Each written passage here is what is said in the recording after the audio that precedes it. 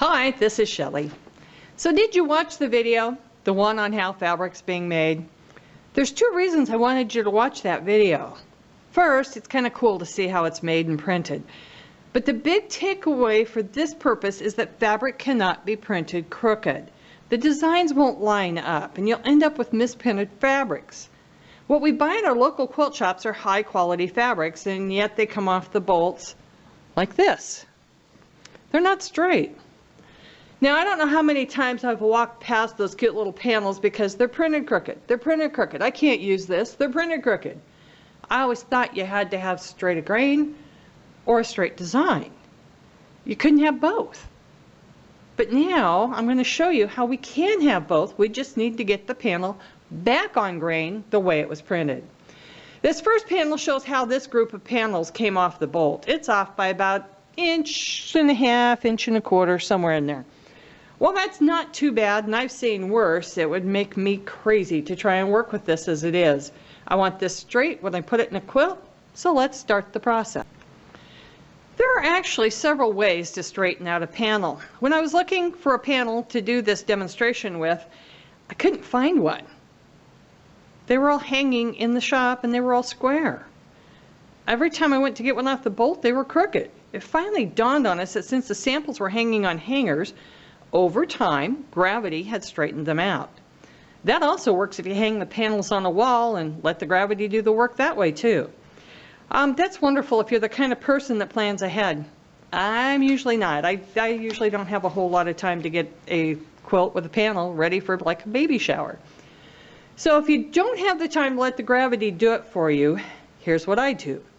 For this step, I have folded the panel in half and matched up the edges on both sides and pinned it together.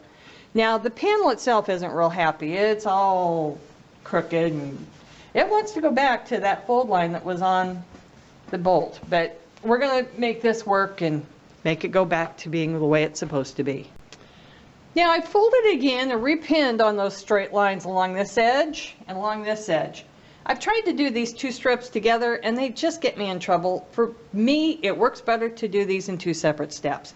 The panel on this edge is still a little cranky. It still wants to go back to its position on the bolt, but at least these edges are lined up and this is where we're heading. We just got to straighten out this stuff. So it took a little doing, but I've now pinned this panel along the folded edge. You have to work the fabric that's inside the fold so you don't end up with tucks or puckers on the inside of this. Panel's still not very happy, but we're getting to the place we want. Everything's lined up nice and straight. If we took the pins out at this point, it's going to want to go back to those fold lines.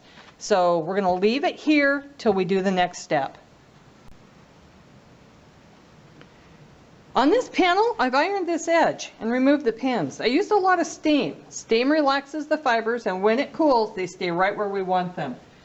This panel is now square. You can remove the pins and remove the excess fabric along the edge and put this panel into a quilt. Here's the final panel. I've ironed extra lines into this so it's divided vertically into fours. I'll leave these marks here until the quilt is quilted. It gives me a place to line up my piecing in the borders that I add. It allows me to have a place to line the quilt up when I'm quilting. This is a long stretch of space, and I don't want to end up with a smile or a frown at the bottom of the panel in this quilt.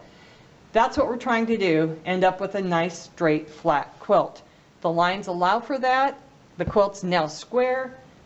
You can go for it. This one's ready to put into a quilt. Happy quilting!